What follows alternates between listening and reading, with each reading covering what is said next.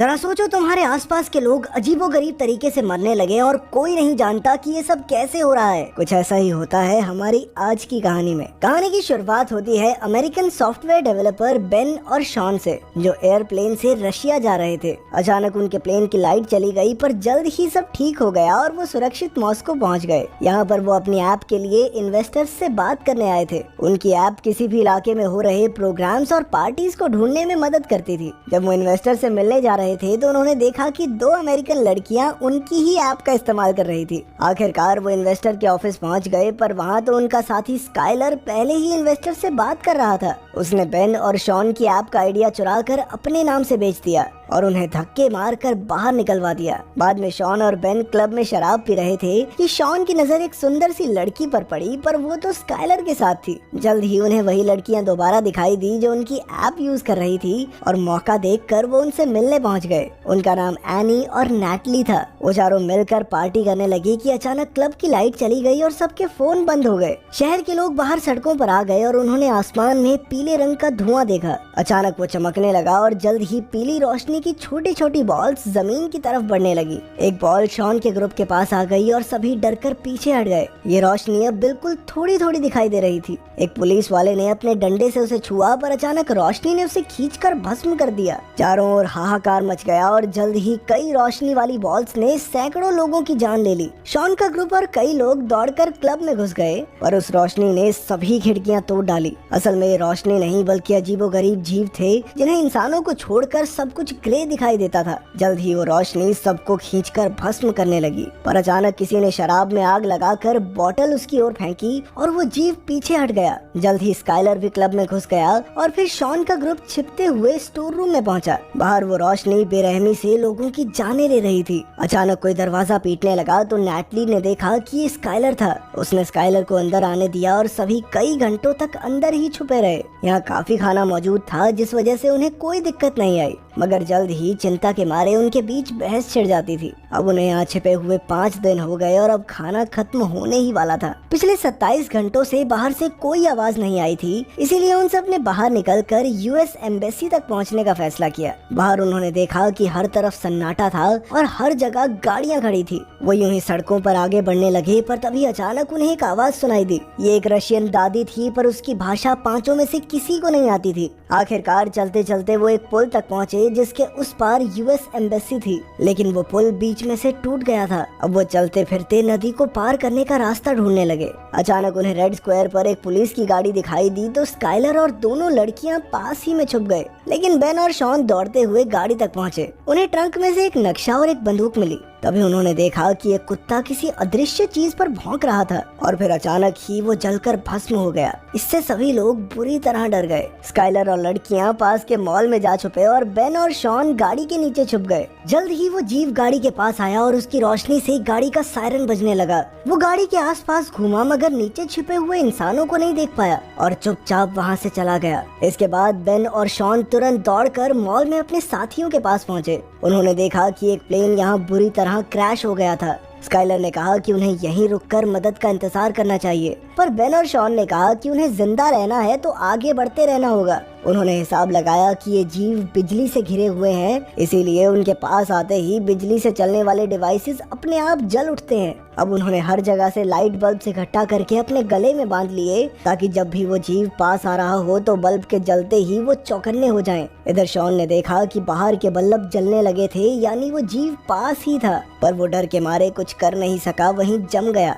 मगर वो रोशनी उसके पास से यूं ही गुजर गई। जब वो जीव दुकान में घुसा तो नैटली भागी नहीं, शॉन ने उसे खींचकर वहीं जम जाने को कहा। एक बार फिर से वो चीज उन्हें बिना कुछ कहे पास से गुजर गई। तब शॉन को समझ आया कि वो कांच के पीछे खड़े हैं और उस जीव की बिजली की किरणें कांच के आर पार नहीं जा सकती। शायद इसीलिए वो उन्हें नहीं देख पाया। इसके बाद वो मॉल से निकलकर जैसे तैसे यूएस एम्बेसी पहुंचे, पर वो बिल्डिंग पूरी तरह बर्बाद हो चुकी थी। दरवाजे पर हजारों गोलियां बिखरी पड़ी थी। तभी स्काइलर को एक राइफल मिल गई। अब स्काइलर दरवाजे पर रखवाली के लिए रुका और बाकी सब अंदर की तलाशी लेने गए, पर वो बिल्डिंग पूरी तरह खाली थी। फिर वो कंट्रोल रूम में पहुंचे, जहां उन्हें सारे मामलों की रिपोर्ट्स मिली। इस रोशनी के हमले के 3 मिनट तक दुनिया भर में खबरें आती रही और उनके मुताबिक ज्यादातर शहरों पर कब्जा हो चुका था और इंसानों के पास इस रोशनी का सामना करने के लिए कोई हथियार भी नहीं था। अंडरग्राउंड होने के अलावा और कोई चारा नहीं था। वहीं एक पिंजरे में एक रेडियो था और शॉन ने उसे ऑन भी किया, पर रशियन भाषा किसी को समझ नहीं आई।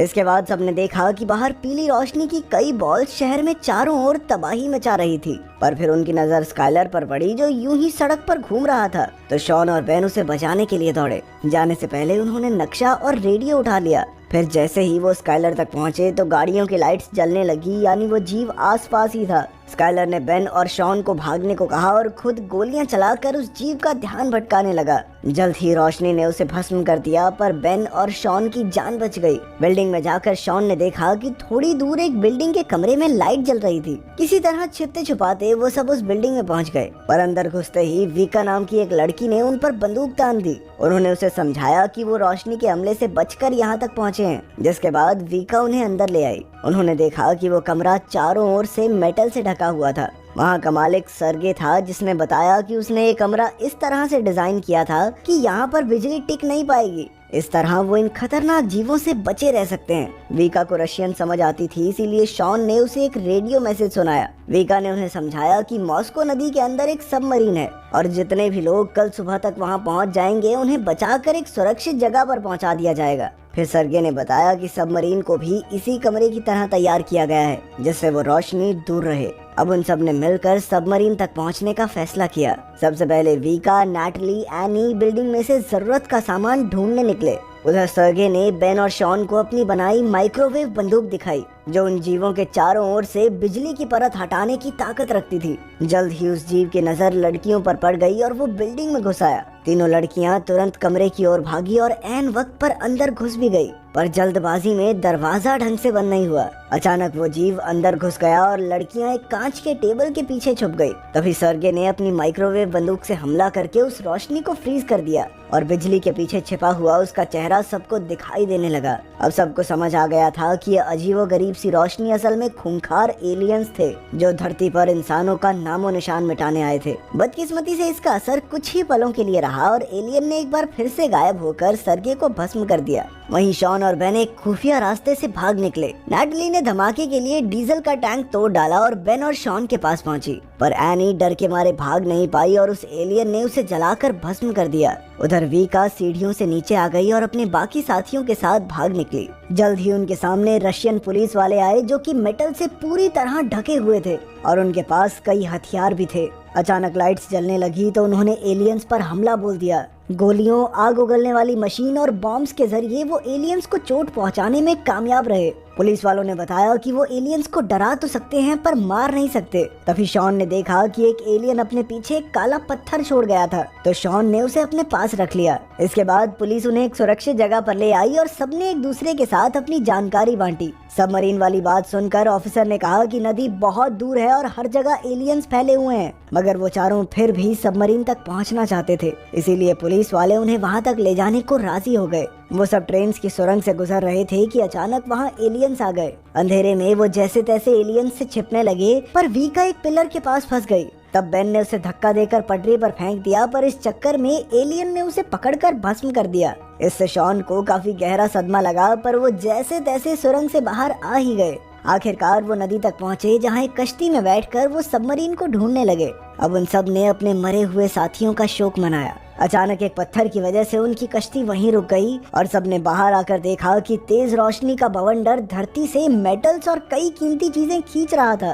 तब उन्हें एहसास हुआ कि एलियंस धरती से मिनरल्स चुराने आए हैं। तभी उनकी नजर सबमरीन पर पड़ी, पर अचानक उनके सामने वाली बिल्डिंग तहस नहस होकर उनके ऊपर गिरने लगी। इससे वो सभी पानी में गिर गए, पर अंत में शॉन, विका और एक ऑफिसर तैरकर सबमरीन तक पहुंच गए। शॉन ने देखा कि नैटली अब भी गायब थी। उसने जैसे तैसे सबमरीन के कैप्टन को नैटली के लिए थोड़ा इंतजार करने के लिए मना लिया और खुद पुलिस वालों के साथ नैटली को ढूंढने निकल पड़ा। चलते चलते उन्होंने अपने फोन्स पटरियों के पास फेंक दिए ताकि एलियंस के आने पर उन्हें पता चल जाए। कुछ ही पलों में फोन बजने लगे, पर ऐन वक्त पर शॉन नीचे गिर पड़ा, मगर उसने माइक्रोवेव बंदूक से एलियन को हवा में ही फ्रीज कर दिया। तभी पुलिस वालों ने उस पर सीधा धमाका करके उसे मार डाला।